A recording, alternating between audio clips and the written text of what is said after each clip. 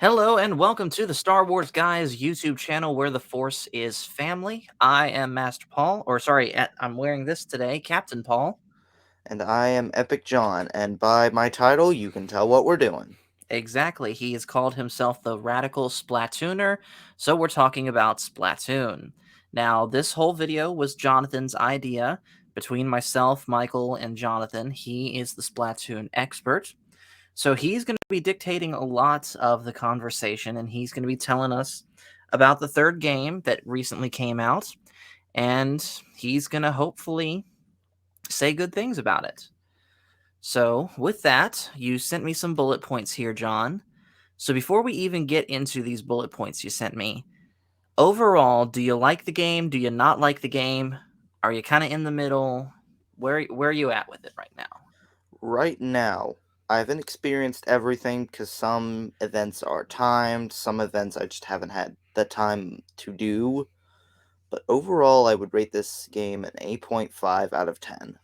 Okay, that's pretty high praise. So let's get into why you do that. And we'll start, of course, with the story mode. So, overall, the story mode, because you know that I'm someone that prioritizes story over anything like multiplayer and stuff like that. So, overall, how do you like the story? I think that the story itself is very good, and I Hmm. think that the levels have a good up and down mix and can actually teach you some things about the multiplayer. Okay, fair enough. And real quick, I'm actually going to play this clip real quick. Are there any specific moments in the story that stick out to you? I'm allowed to talk about them, many spoilers as I want. Yeah, I did just play that clip. So, all three boss fights. Now, that's not, doesn't seem like much, but all three boss fights are pretty much tuned to perfection.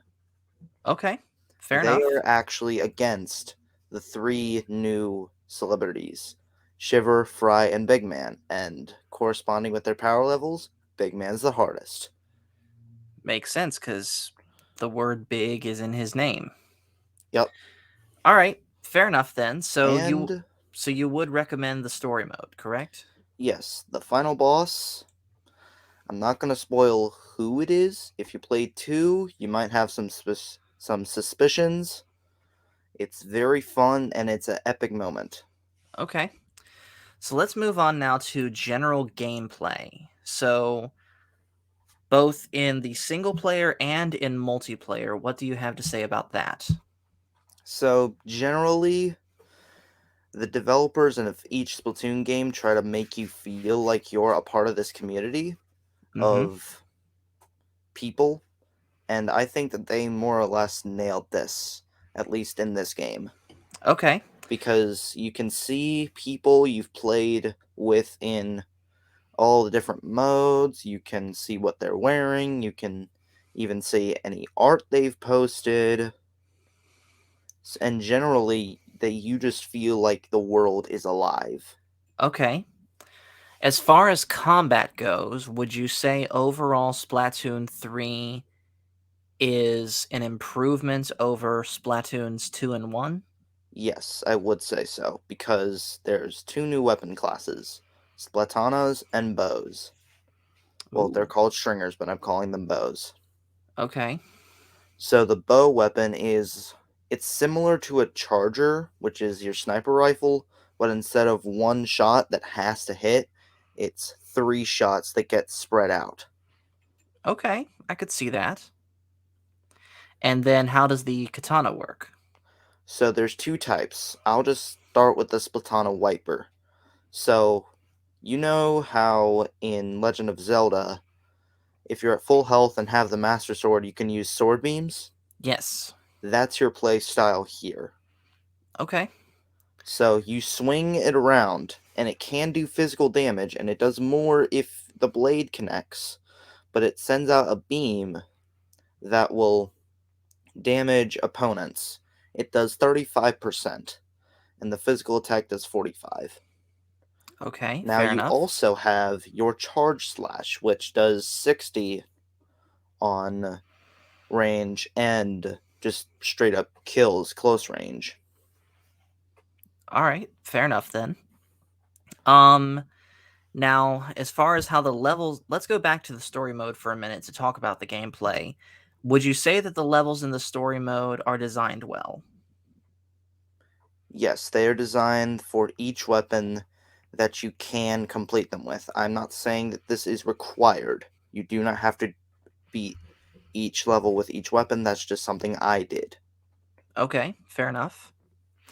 And then, um, multiplayer, would you say that the maps are designed well?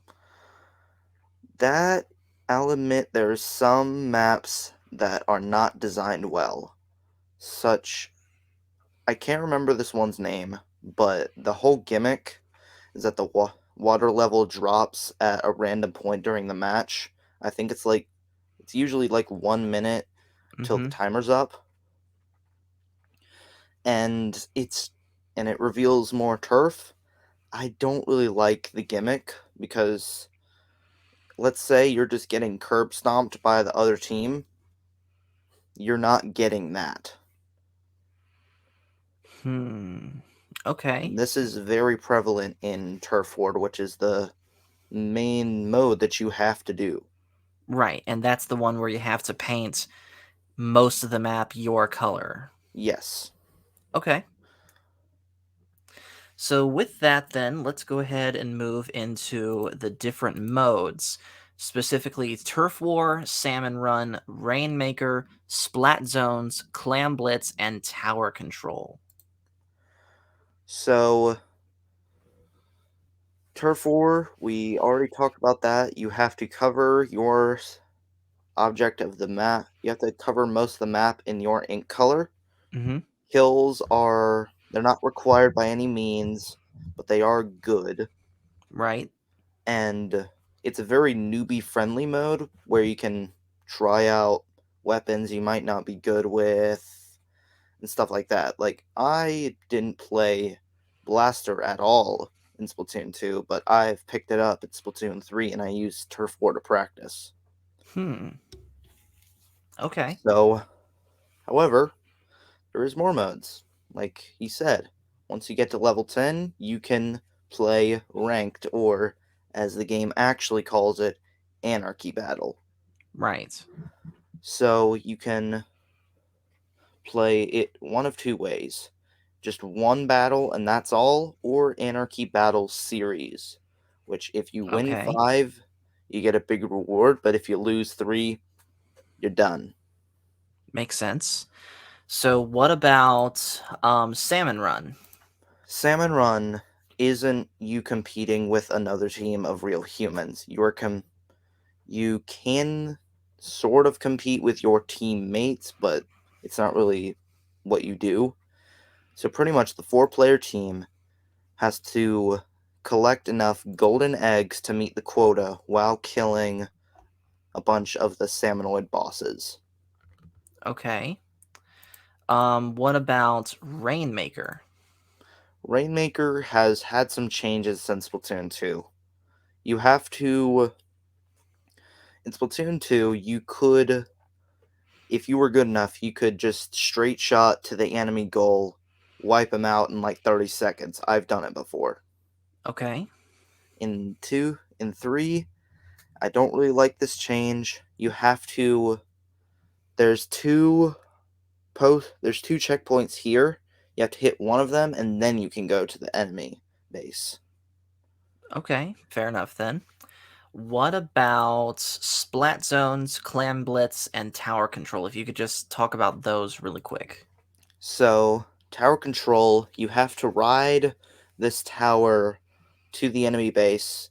It starts in the middle of the map and there's 3 checkpoints along the way where the tower just completely stops. And this is probably where you're going to have the most difficulty defending yourself. Okay. And for splat zones, you it's sort of like Turf War, but it's a bit more focused.